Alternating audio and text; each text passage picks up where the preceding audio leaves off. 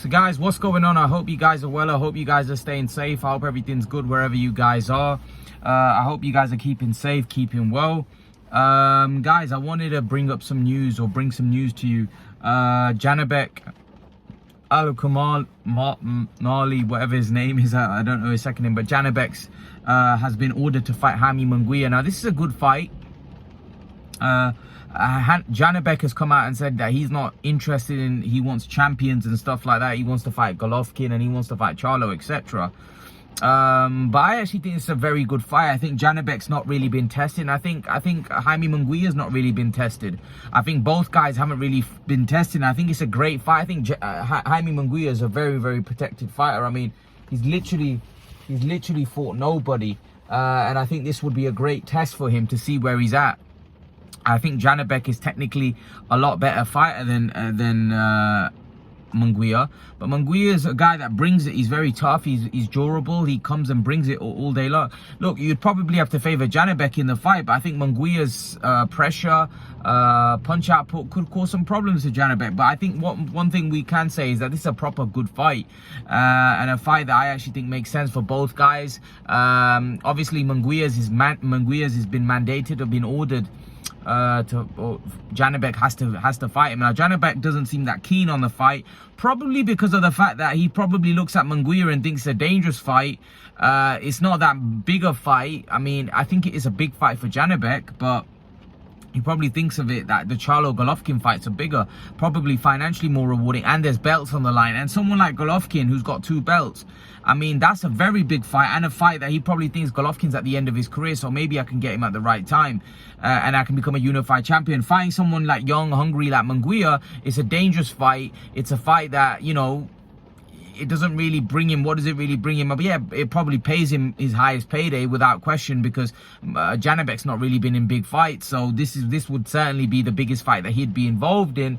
But he's probably looking for something bigger. With being a champion, he's probably looking at it and thinking, I want something better than this. I want something bigger than this. But I think Janibek should be pleased that he's getting this fight. I think Janibek should look at it and think that it's a big fight, and I'm going to take it, and I'm going to look to beat this guy and then move on. I think that's what Janibek should do. Nowadays, a lot of these guys, even guys like Janibek, who are pretty unproven, feel like just because they become champion, they can demand things. If you look at it, he never had to fight the champion. I know he was looking to fight Andrade and stuff like that, but you know, he never had to fight the champion for the belt. He really got it gifted, and in his last fight, he didn't look that impressive. I mean, a lot of people were questioning his performance, were questioning how good he looked. So Janibek, for me, has got a lot to do, and I think Munguia's, I think going on his last performance, I think that makes that fight very interesting, because Janibek didn't look that great. If we're honest, he didn't look very good at all. Now, some people even said that Bentley, you know, deserved something from that fight, which I don't think he did. I think Janibek probably nicked the fight, but he looked, for a guy that we were hyping up, I mean, to struggle, I mean, to have a fight with Bentley and not put him away, not look that impressive. I mean, it's you know, bearing in mind Bentley was put away by Felix Cash in brutal fashion.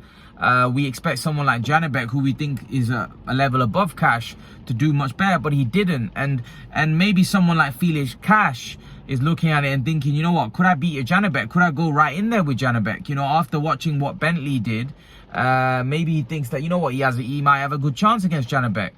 But for me, Janibek and Munguia is a really good fight. And going off his last performance, like I said, I think Janibek is probably technically a more sound fighter. But if we go off the last performance, there's a good chance that Munguia could have his number, because Munguia is a lot better than Bentley. So Munguia, I mean, if Janibek performs like he did against Bentley, then Munguia could turn him over. You know, I've never been a huge fan of Munguia. I think he's a bit one-dimensional, comes forward. You know, I think he's a better version of Gabe Rosado. But I don't really look at him and think that, wow, this guy's outstanding by any stretch. I mean, I honestly think Munguia is very well protected. I think they're building him up. They're trying to build him into a superstar, but he hasn't really caught fire. I think he hasn't really caught fire in the sense where people, I think he hasn't caught fire because he hasn't beaten anybody of note. You know, he's had so many fights, and really, if you think about it, he hasn't really fought anybody worthwhile. This would be against a guy, although Janibek is now champion, it's still against a guy that's relatively, I mean, he hasn't had many fights as well. So for me, Munguia 41-0, whatever he is. I mean, I think that's a very deceiving record when you think about his resume. Think about the guys that he's been in the ring with. I mean, he's literally for nobody's really for majority of his career, and even his last fight was against who? I mean, you know, I didn't even bother doing a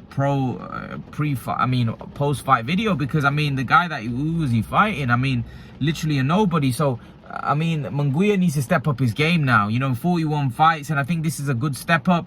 And I think it's a good fight. I think it'll be a good fight to watch as well. I think both guys like to bring it. Both guys like to fight. So I think it'll be a good fight to watch, definitely. I would slightly edge towards Janibek, but I wouldn't be surprised. I think we might have overestimated Janibek's fighting abilities, if we're honest with you. I don't think Janibek is probably as good as what he was initially advertised, or going off that Bentley fight especially. He's definitely not as good as what he's advertised. But who knows, maybe he can up his game. He's going to have to up his game against Munguia, because Munguia is going to be a lot tougher than what he had to come up against in Bentley. So it's going to be a very interesting fight, one that I'm going to be tuning in for. I think it's a good matchup, although it's not like a stellar super fight, but I think it's a very good matchup because I actually think it's a very close 50-50 fight. And these are the type of matchups we need in boxing. We need these guys to fight one another, closely match fights. I think these are good fights, you know, although it's not like a super fight we want to see, but it's still a great fight, and I think it's still going to be a good fight to watch. And I'll be tuning into this one because I think this could go either way. I certainly do. I think it's a proper fight, a good fight for the fans, and we need more of these fights, maybe at the high end level as well. But you know, I think this is definitely going to be a good fight.